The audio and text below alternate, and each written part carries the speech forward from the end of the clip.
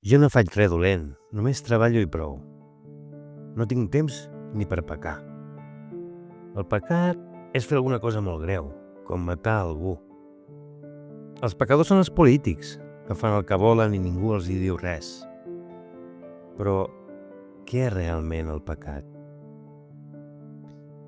Sobre pecar i el pecat hi ha tantes opinions com persones al món. La paraula pecador no agrada a ningú, perquè sembla que et posi una etiqueta. Ets el que fa les coses malament.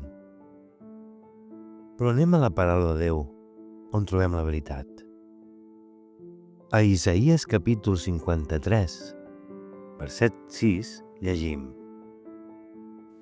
Tots anàvem esgarriats com ovelles, cadascú tirava pel seu camí, mentre el Senyor feia recaure en ell la iniquitat de tots nosaltres. El pecat és tota desobediència a Déu. Tots som pecadors. No n'hi ha ni un de sol que no ho sigui. El primer pecat de la humanitat va ser el d'Adam i Eva. Ells no eren polítics, no van matar ningú i tanmateix van pecar. Ser pecador no vol dir ser el dolent de la pel·lícula. Vol dir que el pecat ens separa eternament de Déu, però Crist ens ofereix el camí per tornar a ell. La paraula de Déu ens compara amb ovelles, perquè així som. Necessitem contínuament la guia d'un pastor que ens porti cap a bons prats, on trobar repòs.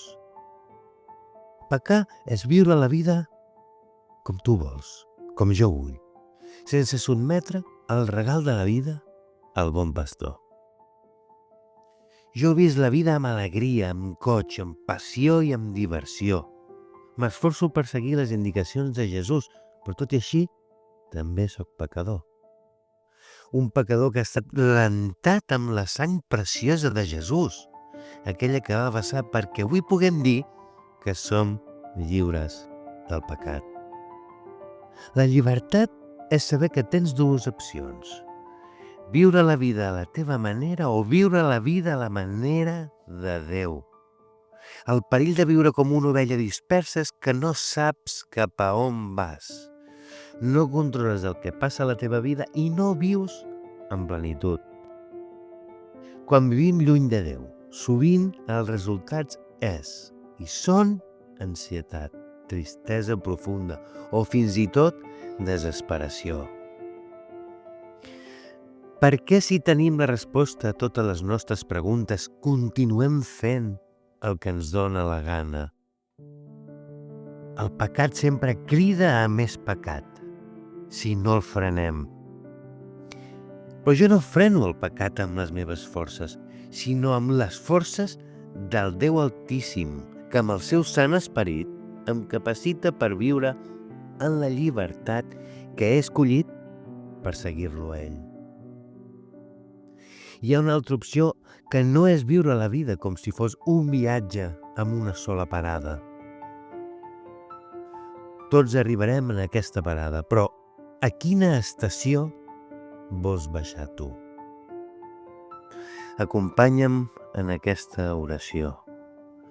Jesús, no entenc gaire bé què és el pecat, però sé que hi ha alguna cosa a la meva vida que no rutlla, que no està bé. Sé que tu vas ser un home just i sant i que en tu no hi havia pecat. Jesús, tu que vas donar la teva vida a la creu per mi, ajuda'm a ser totalment lliure d'aquesta càrrega que m'impedeix avançar. Treu-me el pes de la desesperació i dona'm la pau que tu promets. T'ho demano en el teu sant nom, Jesús. Amén. Que tinguis un dia molt beneït.